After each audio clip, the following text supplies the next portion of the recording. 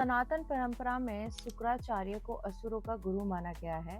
कथाओं के अनुसार उनकी एक आंख नष्ट हो गई थी और एक आंख सही थी। ये केवल शारीरिक घटना नहीं थी, बल्कि इसका गहरा आध्यात्मिक अर्थ भी है।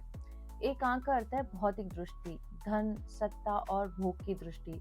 दूसरी आंख का अर्थ है आत्मिक ज्ञान, सत्य और धर्म की दृष्टि। कहा जाता है कि शुक्राचार्य ने अपनी साधना और ज्ञान का प्रयोग अक्सर असुरों के हित में किया था, ताकि अधर्म बढ़े और असुर शक्तिशाली बने।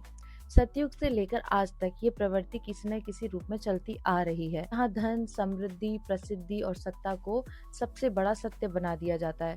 आज के समय में भी हम देखते हैं एक आग का प्रतीक, गुप्त संगठन और सत्ता का खेल।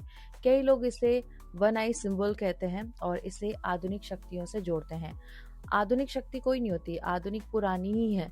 आध्यात्मिक दृष्टि से देखा जाए तो ये उसी सोच का प्रतीक है जो केवल भौतिक लाभ देती है और आत्मा को भूल जाती है। शुक्र का अर्थ होता है आकर्षण, वैभव, ऐश्वर्य, भोग विलास।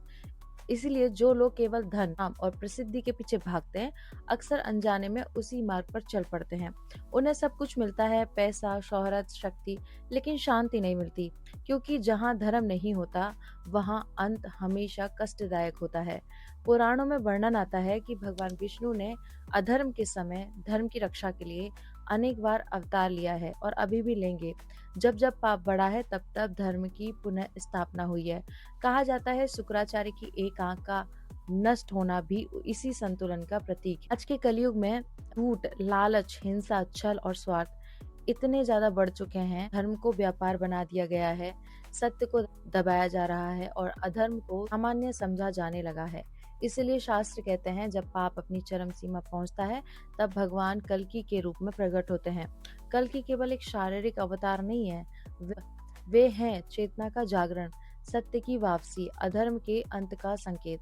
आज बहुत से लोग आध्यात्मिक रूप से जाग रहे हैं।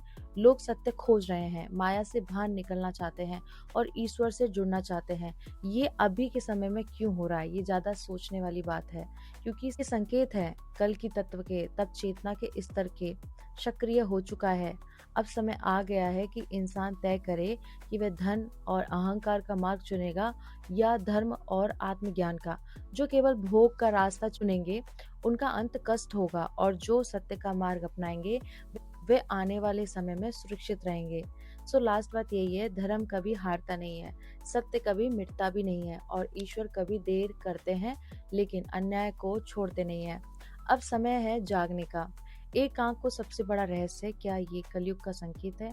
ये जानकारी अच्छी लगी है तो वीडियो को शेयर कर दीजिए, मुझे सब्सक्राइब कर लीजिए और मेरे साथ बोलिए ओम नमः पार्वती पते, हर हर महादेव, शिव शंभो, राधे कृष्ण।